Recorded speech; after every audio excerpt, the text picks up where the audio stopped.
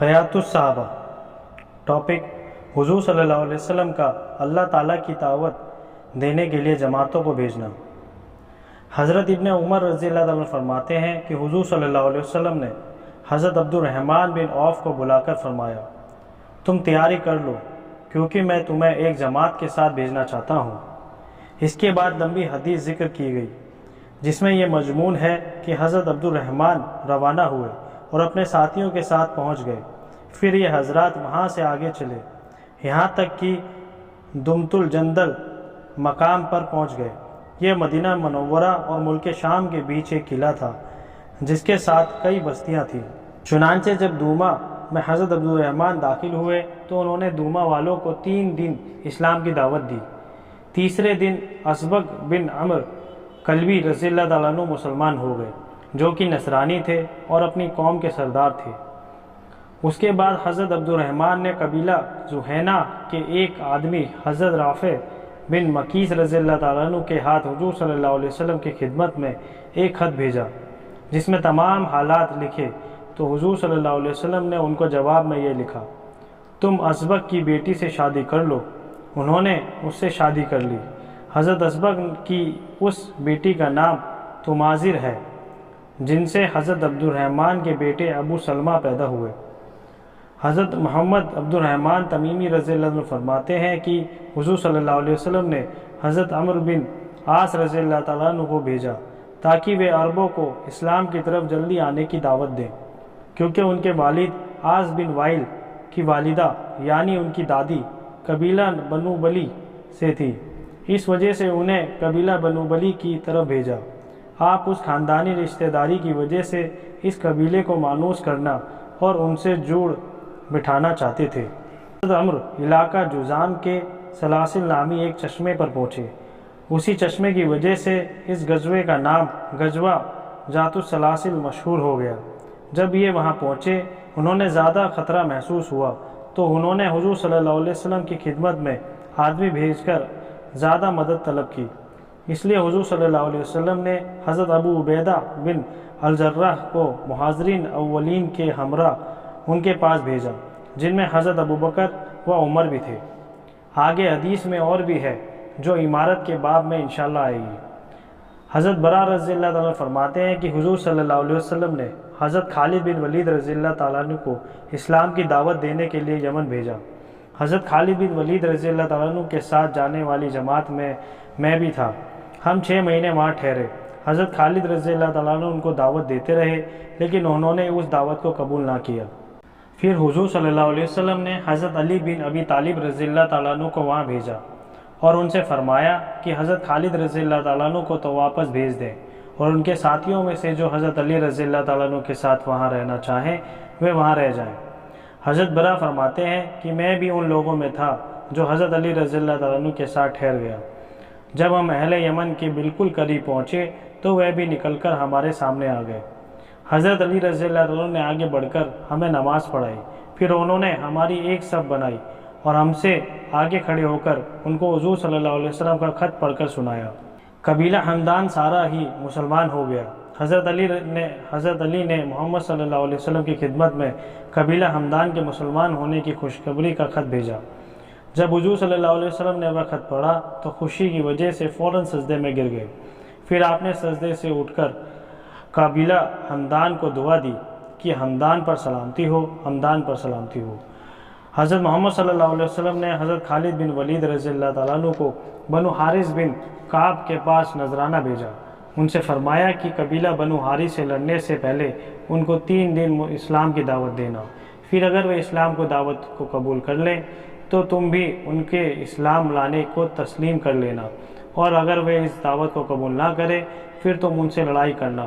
تب حضرت خالد مدینے سے روانہ ہوئے اور قبیلہ بنو حارث کے پاس پہنچ گئے تو حضرت خالد نے ہر طرف سواروں کو گشت کرنے کے لیے بھیج دیا جو یہ کہتے ہوئے اسلام کی دعوت دے رہے تھے، اے لوگوں اسلام لے آؤ، سلامتی پالو گے۔ پھر وہ سب لوگ مسلمان ہو گئے جس اسلام کی انہیں دعوت دی گئی تھی اس میں وہ داخل ہو گئے۔ حضور صلی اللہ علیہ وسلم نے حضرت خالد کو حکم دیا تھا کہ اگر قبیلہ بنو حارث مسلمان ہو جائے اور جنگ نہ کرے تو حضرت خالد ان میں ٹھہر کر ان کو اسلام اور قرآن و حدیث سکھائیں۔ اس لیے حضرت خالد ان میں ٹھہر کر اسلام اور قرآن و حدیث سکھانے لگے۔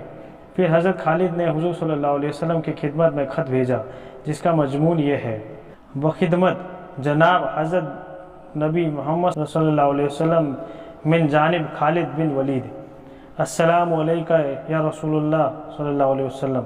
میں آپ کے سامنے اس اللہ کی تعریف کرتا ہوں جس کے سوا کوئی معبود نہیں، اما بعد، یا رسول اللہ صلی اللہ علیہ وسلم، آپ نے بنو حارث بن کعب کی طرف مجھے بھیجا تھا۔ آپ نے مجھ سے فرمایا تھا کہ جب میں ان کے پاس پہنچ جاؤں تو ان سے 3 دن جنگ نہ کروں بلکہ ان کو اسلام کی دعوت دوں، اور اگر وہ مسلمان ہو جائیں تو ان کے اسلام کو تسلیم کر لوں اور ان کو اسلام کے احکام قرآن حدیث سکھاؤں، اور اگر وہ مسلمان نہ ہوں تو ان سے جنگ کروں۔ جیسا اللہ کے رسول کا حکم تھا میں نے ان کے ساتھ پہنچ کر ان کو 3 دن اسلام کی دعوت دی۔ ان میں گشت کرنے کے لیے سواروں کی جماعتوں کو بھیج دیا جو یوں دعوت دیتے تھے: اے بنو حارث، مسلمان ہو جاؤ، سلامتی پاؤ گے۔ چنانچہ وہ مسلمان ہو گئے، انہوں نے جنگ نہیں کری۔ پھر اب میں ان میں ٹھہرا ہوا ہوں جن کاموں کے کرنے کا اللہ نے ان کو حکم دیا تھا، ان کو ان کاموں کا حکم دے رہا ہوں۔ جن کاموں سے اللہ نے روکا ہے ان کو ان کاموں سے روک رہا ہوں۔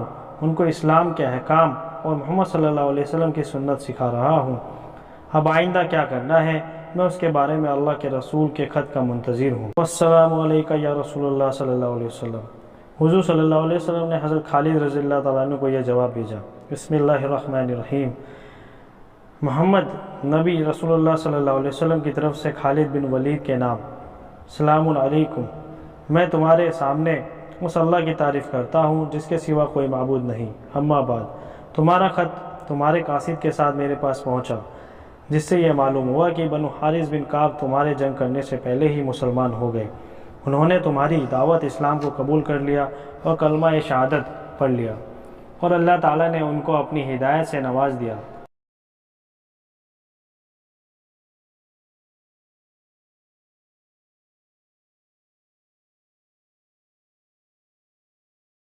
لہٰذا اب تم جاؤ، خوشخبری سناؤ اور اللہ کے عذاب سے ڈراؤ۔ پھر تم واپس آؤ، تمہارے ساتھ ان کی ایک جماعت بھی یہاں آئے۔ والسلام علیکم ورحمۃ اللہ وبرکاتہ۔ حضرت خالد حضور صلی اللہ علیہ وسلم کی خدمت میں واپس آ گئے اور ان کے ساتھ بنو حارث بن کعب کا وفد بھی آیا۔ جب وہ حضور صلی اللہ علیہ وسلم کی خدمت میں آئے، آپ نے ان کو دیکھا تو آپ نے فرمایا: یہ کون لوگ ہیں جو ہندوستان کے آدمی معلوم ہوتے ہیں؟ صحابہ کرام رضی اللہ عنہ نے عرض کیا: یا رسول اللہ صلی اللہ علیہ وسلم، یہ بنو حارث بن کعب ہے۔ جب وہ حضور صلی اللہ علیہ وسلم کی خدمت میں پہنچے تو انہوں نے حضور صلی اللہ علیہ وسلم کو سلام کیا اور کہا: ہم اس بات کی گواہی دیتے ہیں کہ آپ صلی اللہ علیہ وسلم اللہ کے رسول ہیں اور اللہ کے سوا کوئی معبود نہیں۔ آپ نے فرمایا: میں بھی اس بات کی گواہی دیتا ہوں کہ اللہ کے سوا کوئی معبود نہیں، میں اللہ کا رسول ہوں۔ پھر آپ نے فرمایا: کیا تم وہی لوگ ہو جن کو جب دھکا دیا جائے جب وہ کام کے لیے آگے بڑھتے ہیں؟ سب خاموش رہے، کسی نے کوئی جواب نہ دیا۔ آپ نے دوبارہ سے پوچھا، پھر بھی کسی نے جواب نہیں دیا۔ پھر آپ نے چوتھی دفعہ پوچھا تو حضرت یزید بن عبد المدان نے کہا: جی ہاں یا رسول اللہ، ہم ہی وہی لوگ ہیں جن کو جب دھکا دیا جائے جب وہ کام کے لیے آگے بڑھتے ہیں۔ اور یہ بات انہوں نے 4 دفعہ کہی کیونکہ حضور صلی اللہ علیہ وسلم نے 4 دفعہ پوچھا تھا۔ پھر حضور صلی اللہ علیہ وسلم نے فرمایا کہ اگر حضرت خالد مجھے یہ نہ خط لکھتے کہ تم مسلمان ہو گئے ہو، تم نے جنگ نہیں کی ہے، آج میں تمہارے سر کٹوا کر تمہارے پیروں تلے ڈلوا دیتا۔ حضرت یزید بن عبد المدان نے عرض کیا: حضرت اپنے مسلمان ہونے کے بارے میں ہم نے نہ آپ کی تعریف کی نہ حضرت خالد کی۔ حضور صلی اللہ علیہ وسلم نے فرمایا: پھر تم نے کس کی تعریف کی؟ تو ان سب نے عرض کیا: یا رسول اللہ، ہم نے اس اللہ کی تعریف کی جس نے آپ کے ذریعے ہمیں ہدایت سے نوازا۔ آپ نے فرمایا: تم ٹھیک کہتے ہو۔ پھر آپ نے فرمایا: جاہلیت کے زمانے میں تم اپنے مقابل دشمن پر کس وجہ سے غالب پاتے تھے؟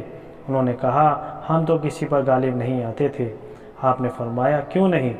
تم لوگ تو اپنے مقابل دشمن پر غالب آ جایا کرتے تھے۔ انہوں نے عرض کیا: یا رسول اللہ، ہم اپنے مقابل دشمن پر اس بات کی وجہ سے غالب آتے تھے کہ ہم ایکتا کے ساتھ رہتے تھے، ایک دوسرے سے جدا نہیں ہوتے تھے، کسی پر ظلم کرنے سے پہل نہیں کرتے تھے۔ آپ نے فرمایا: تم ٹھیک کہتے ہو۔ پھر آپ نے حضرت قیس بن حسین کو ان کا امیر مقرر فرما دیا۔